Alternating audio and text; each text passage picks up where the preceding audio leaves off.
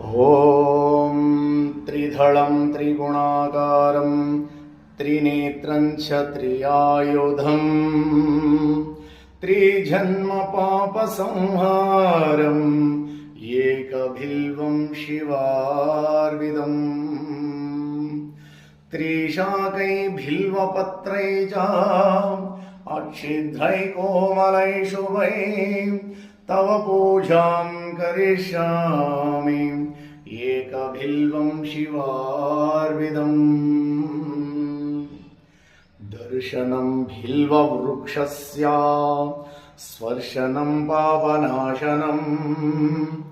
अघोरपापसंहारम् एकबिल्वं शिवार्विदम् सालग्रामेषु विप्रेषु तटकुवनकुभयो यज्ञकोटिसहस्राणाम् एकबिल्वं शिवार्विदम् दन्तिकोटिसहस्रेषु अश्वमेधशतानि च कोटिकन्या प्रधानेन एकबिल्वं शिवार्विदम् एकं च बिल्वपत्रैः च कोटियज्ञं फलं लभेत् महादेवस्य पूजार्थम्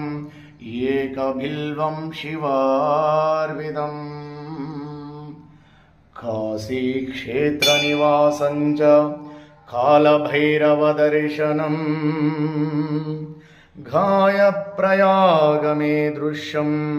एकबिल्वं शिवार्विदम् उमाया सहदेवेशं वाहनं नन्दिशङ्करम्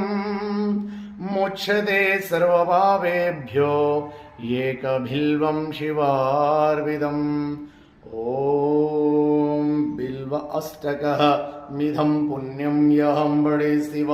सन्निधौ एकबिल्वं शिवार्विदम् ॐ नमः शिवाय।